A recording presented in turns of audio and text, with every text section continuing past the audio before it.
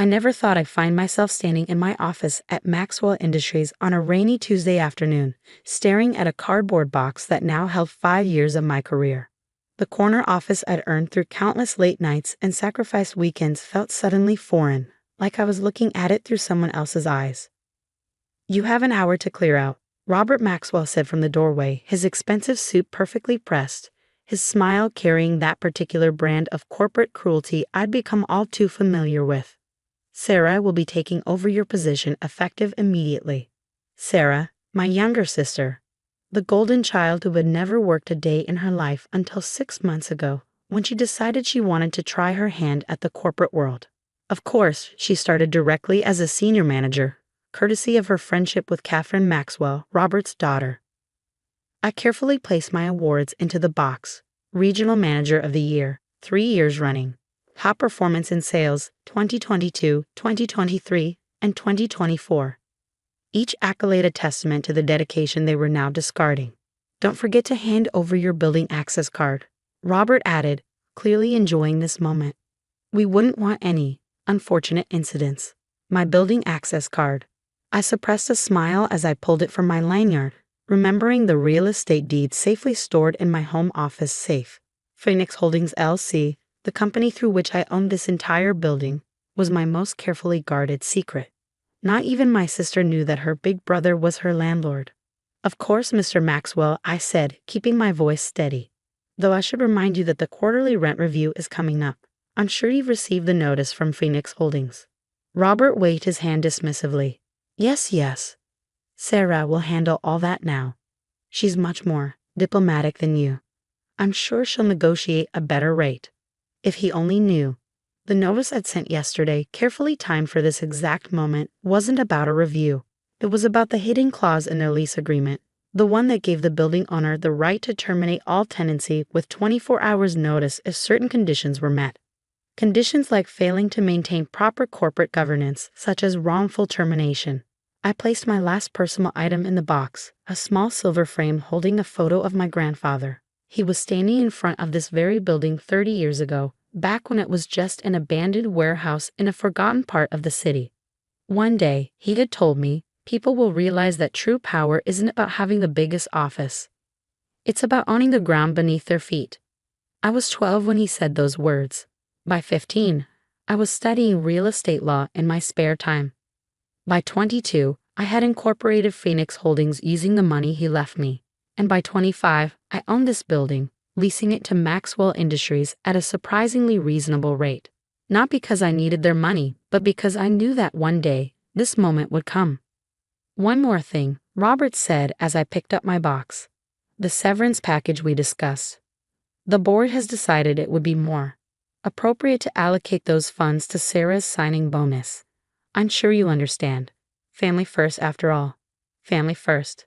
How many times had I heard those words? When Sarah needed tuition money for her 3rd attempt at college, leaving me to pay my own way. When she crashed her new car and needed a replacement while I took the bus to work. When she decided she wanted my job, and our parents called to tell me how selfish I would be to stand in her way.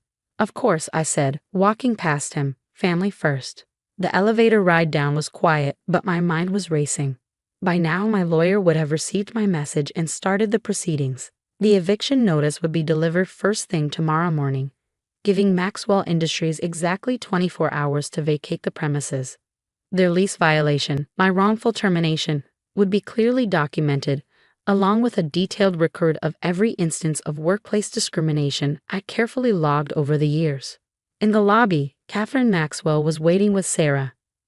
My sister was already wearing a new designer suit, probably bought with her signing bonus, my signing bonus. "Oh good, you're leaving," Catherine said, not bothering to hide her disdain. "Daddy said you were being difficult about the office. Sarah needs to start redecorating right away." Sarah at least had the decency to look slightly uncomfortable. "I'll take good care of everything," she said, reaching out as if to pat my arm.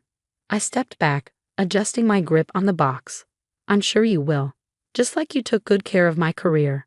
"Don't be dramatic," Catherine rolled her eyes. "It's just business. Nothing personal." Nothing personal. Just like it wasn't personal when Sarah told the board I was emotionally unstable. Just like it wasn't personal when she spread rumors about my inappropriate relationship with clients. Just like it wasn't personal when she convinced our parents to support her bid for my position. "You're right," I said, walking toward the exit. "It's just business." Outside, the rain had stopped, but the air was heavy with the promise of more to come. I placed my box in the trunk of my car, not the newest model, not the flashiest, but paid for with my own money. As I closed the trunk, I caught my reflection in the window. I didn't look like someone who had just lost everything. I looked like someone who was about to win. My phone buzzed with a text from my lawyer. "Documents ready. Notice will be served at 9 a.m. tomorrow. Are you sure about this?" I typed back a single word. "Proceed."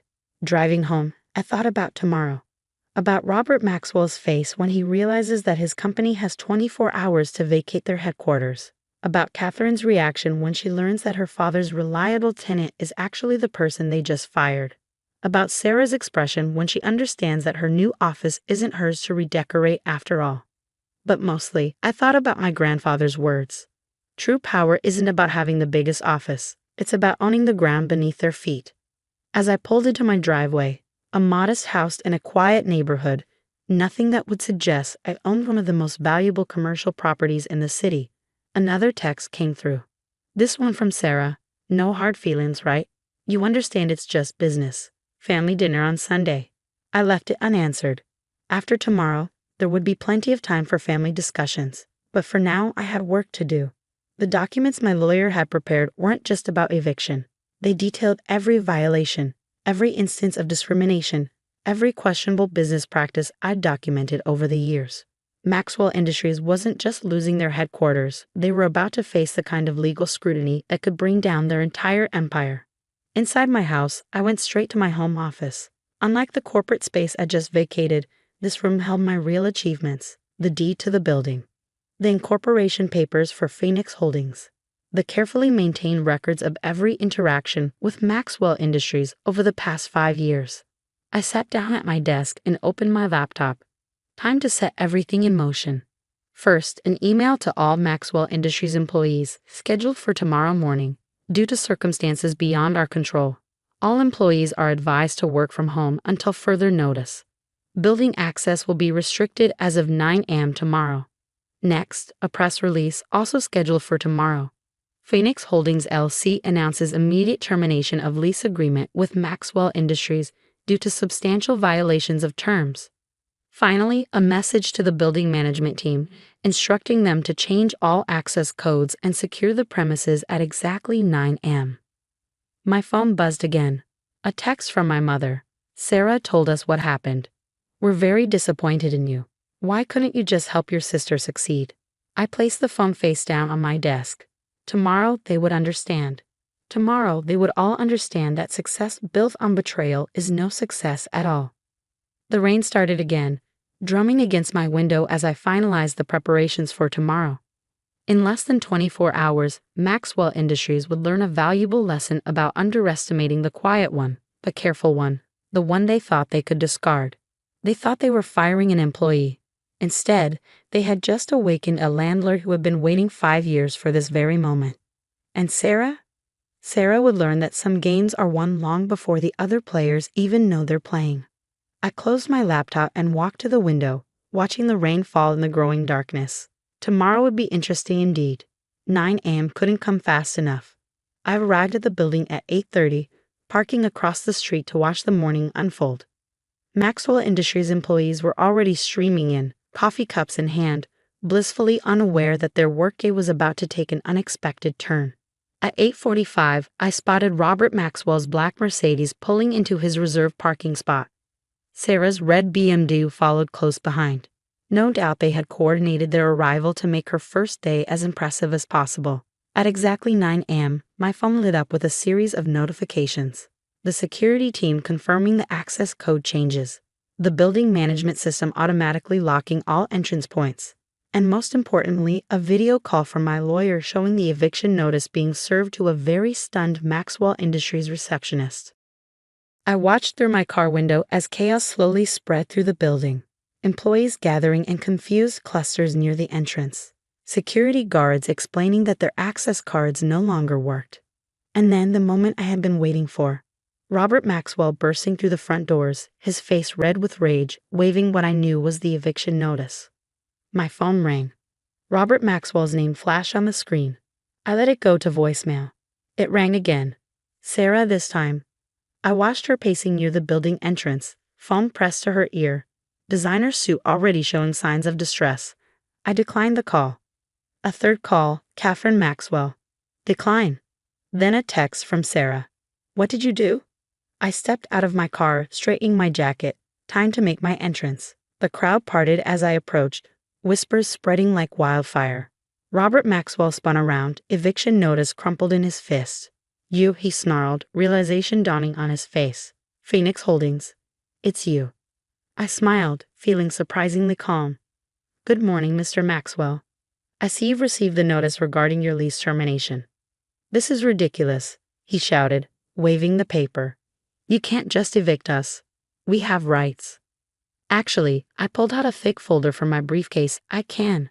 Section 7, Paragraph 3 of your lease agreement clearly states that any violation of corporate governance, including wrongful termination of employees, constitutes grounds for immediate lease termination. Would you like to review the documentation of my termination yesterday? Sarah stepped forward, her confidence visibly shaken. This is insane. You're just trying to get revenge because you couldn't handle me taking your job. Taking my job? I laughed, but there was no humor in it. Sarah, you didn't take my job. You conspired with Catherine to spread lies about me. You manipulated our parents into pressuring me to step aside. You stole my severance package, and now, I gestured to the building behind her. Now you have no job at all. Catherine pushed through the crowd, her perfect composure cracking. Daddy, do something. He can't do this to us. But Robert Maxwell was already on his phone, presumably talking to his lawyers. His face grew paler with each passing moment as he presumably learned what I already knew. The eviction was legally binding, and Phoenix Holdings had every right to enforce it. 24 hours, I announced, loud enough for everyone to hear. That's how long you have to vacate the premises. Any belongings left behind after that time will be considered abandoned property. 24 hours, Robert's voice cracked.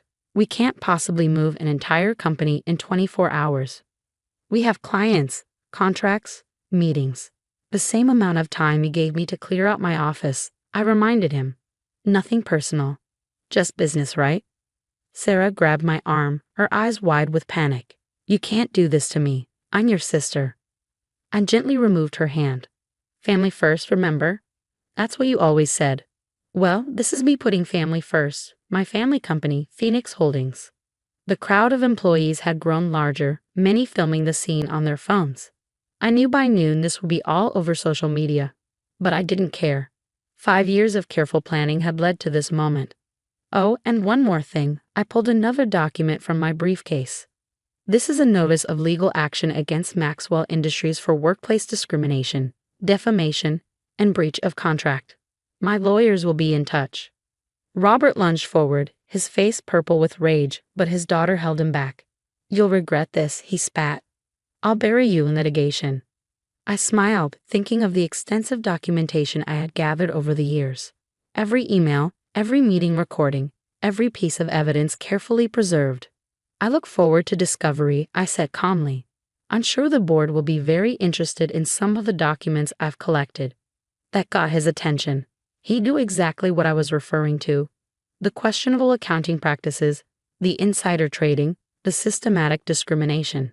All of it meticulously documented and ready to be revealed. Now, I checked my watch. You have exactly 23 hours and 45 minutes to vacate the building. I suggest you get started. As I turned to leave, Sarah called out, her voice breaking. What about Sunday dinner? Mom and Dad are expecting us. I stopped and looked back at her. Tell him I'm sorry, but I'll be busy. I have a building to lease to a new tenant, one that understands the value of loyalty and proper business practices. The next few hours were a blur of activity. Moving trucks arrived, employees hurriedly packed their belongings, and executives huddled in corners making frantic phone calls. I watched it all from my lawyer's office across the street, where we were already fielding calls from potential new tenants. By midnight, most of Maxwell Industries had been cleared out. I stood in my old office. Sarah hadn't even had time to redecorate and looked out over the city lights. My phone had been buzzing nonstop with messages from family members. Mom, how could you do this to your sister? Dad, we raised you better than this. Sarah, you've ruined everything. But there was one message that made me smile. A text from my grandfather's old number, saved by my grandmother. Your grandfather would be so proud. He always said you were the one who understood what real power means. The next morning, as Maxwell Industries scrambled to find new office space and deal with the PR nightmare, I sat in my home office reading the news coverage. Maxwell Industries evicted. Family drama turns corporate scandal, screamed one headline. Sister act gone wrong. The ultimate corporate revenge, declared another. But my favorite was from the business section. Phoenix Holdings emerges, the silent giant in real estate. The article detailed how my company had quietly acquired prime properties across the city, with the Maxwell Industries building being just one of many strategic investments. A week later, I received an invitation to a family dinner, not from my parents, but from my grandmother. When I arrived at her house, she was sitting in her favorite chair, a familiar glint in her eye. Your grandfather kept a journal, she said, handing me a worn leather notebook.